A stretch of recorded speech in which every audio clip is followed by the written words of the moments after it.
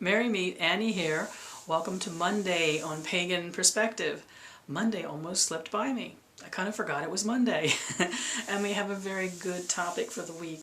Danny had questions about when it comes to health and magic. Do we think illness affects our ability to do magic? I do believe illness can affect our ability to do magic, not always detrimentally. I've heard people say that one should only do magic when one is feeling perfect. But my experience has been in life that sometimes when we are ill, we reach certain parts of our mind and our bodies and the energy around us that we don't reach otherwise. And sometimes we can do amazing, amazing magic. I find often when I am not feeling well that my focus is intense. It's a pinpoint focus, and I can make use of that. If I'm not feeling well, I can't do a lot of generalized things, but I can focus on something. And if our magic is not about focus, I don't know what it's about. I personally find that most medications will impact my ability to do magic, so I'm very aware of that. It's not the same for everyone. I have friends that it does not impact at all, and some who have discovered that certain medications get in the way and certain ones don't. And there's nothing to stress about here. We don't do magic every day of our life. We don't do spell work every day of our life, and we can accomplish a lot with meditation and focus without going to that level of working with energy. Sometimes you just get up on the wrong side of the bed in the morning and you're just not probably at your best for doing that kind of work. So it's something everybody is different, because everybody's body is different. Something you play with. What are your energies? What are your ability to focus? What's your attitude? If you come at magic with an attitude of dragging, or it is too uncomfortable to do and you're struggling, that's the kind of energy that you're going to bring around it. And it's probably going to go, as soon as you send the energy out, it's just like, it's not going to get anywhere. It's going to go so far, and it's going to deflate as you deflate. It's according to how you come at it. We can do great working if we're not physically at our best. We do need to play with what it is like for us, what medications are like for us, and how they affect us. And it's very much a matter of attitude. The next part of Danny's question was, do you think a sick person can heal themselves? There's lots of different levels at which we could look at healing ourselves. I think there's no doubt, both at the spiritual and energetic and physical level, that thinking positively impacts illness. Our attitudes really do make a difference in our recovery from illness. When we use our spirituality and our focus to do what we can to impact an illness, treating ourselves right, following doctor's advice, doing whatever it takes to address the illness, especially when we have a spiritual take on that I'm doing this for my good, I'm honoring this, what I am, and I will take the best care of it that I can, we can impact ourselves. The next part of the question was, do you think someone with a disease that lasts through a lifetime is unable to do magic because their energies are tainted in some way? I so don't believe that, Danny. If it were, I have had several different challenges over my lifetime that would have impacted who I am as woman and witch. I've survived cancer, I've survived abuse, so broken bones, as well as all the emotional problems that came with that, but we're talking about the physical, I think, for this particular question. And for the last decade, I have been heavily under the influence of lupus, who those of you who know me know I call Lady Lupus, because we have decided to become friends if we have to go through this life together. Yeah, I sometimes have to make adjustments. How I feel, what I'm capable of doing any particular day. That picture that I started this with, and I will end this video with, is artwork done by a very dear friend who is manic depressive and bipolar, who's also been diagnosed here and there with schizophrenia, definitely with depression. She has learned that in the depths of that is where her art rises. She's used it to tap into abilities that she doesn't have at other times in her life. I've also found that. I think you end up very, very much in tune with who you are. Illness makes us become an intimate partner in a way with our bodies. We have to learn to know them, sometimes at a deeper level than a healthy person, because our bodies are always picking at us, demanding attention, reminding us who they are as an entity. The better we know our bodies, the better we know our relationship to the what's wider. I believe when we work with our bodies which are not well, and we work with that energy and get to know it well, we end up working at a spiritual level. If we choose to, in relation to our illness, we can set ourselves up for complete failure by deciding, because I have this or that challenge, physical, emotional, mental, that I am thereby limiting myself. Yep, then we've doomed ourselves to be that limited. But we can also use whatever set of circumstances we've been given to explore the powers that we have within that. And I truly believe that when we have illnesses,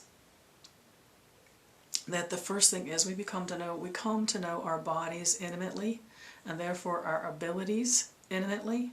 And as long as we aren't limiting ourselves beyond what we need to conserve our energy and our health, we are tapping into something that sometimes the person who is well and whole does not tap into.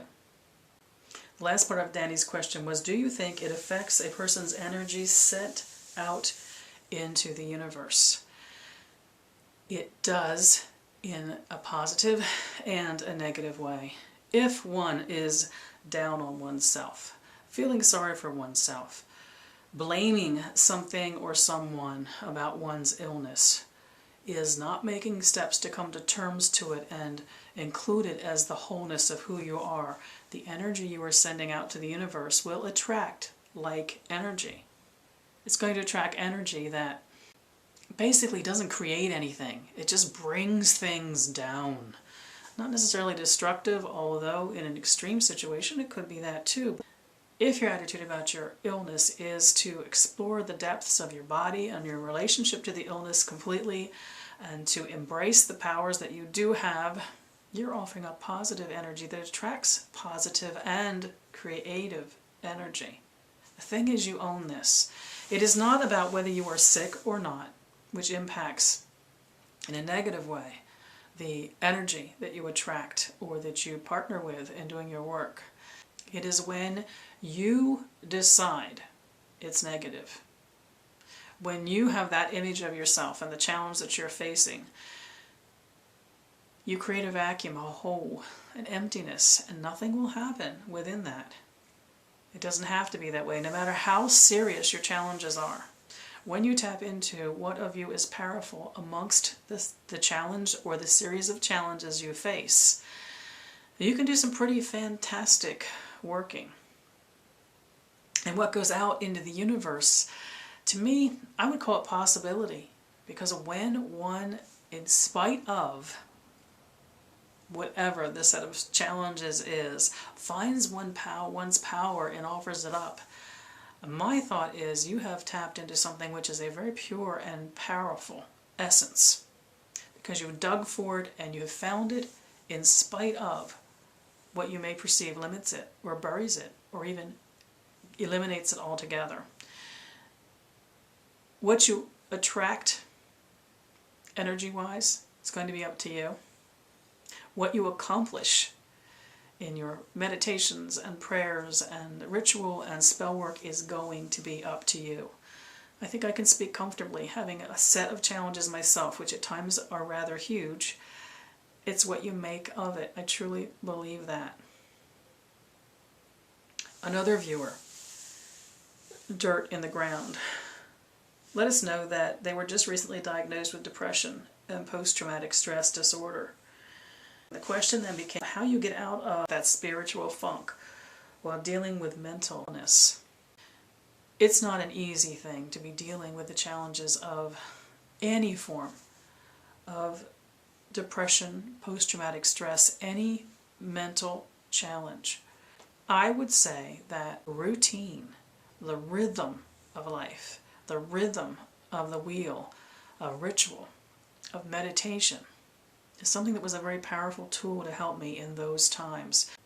At the level at which I was challenged with this particular set of circumstances, I found that the routine, the habit, and indeed the getting busy of what I do spiritually was what really came to my rescue in some ways.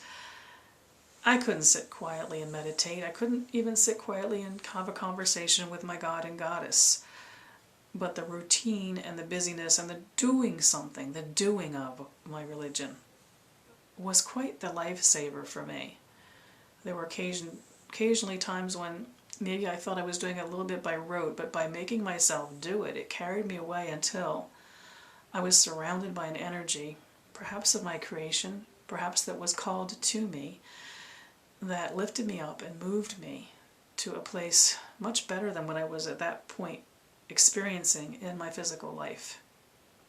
At that small level, the rhythm, the being connected to something greater than, other than, in addition to myself, was something that helped me get through those particular struggles in my life, because I found that depression and all the symptoms of post-traumatic stress tried to bring me into myself and isolated and withdrawn, disconnected in some ways from things which had hurt me or which I perceived had hurt me, and also at the emotional level of just, I don't want to be hurt if I withdraw and I'm quiet and I stay to myself.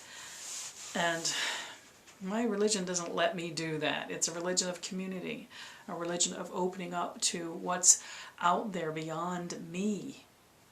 And in that, I actually found myself again.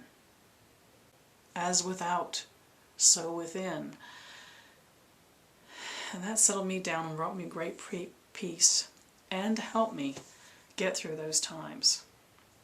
It was all about rhythm to me and letting my routine, my spiritual routine, carry me away, take me outside of myself in a way, and remind me that, in a way, it wasn't all about me, the shell of me, this me, but it was about something bigger than me. And then the beauty of it is, within that expanse, I reconnected to myself. Very interesting topic. I hope we hear a lot from viewers on this one. I have a feeling there's a lot of you who could share, both by your comments and your video responses on this particular one. Very interesting, because I think it's something we can all relate to. From the simple night that we have a migraine or we're recovering from a cold and we don't know what we can do in the way of our magics, to those great, great physical and emotional challenges we experience in life. And what can we do in spite of what we may conceive of as limitations at that point in our life? I wish you all mirth and reverence. Mary Part.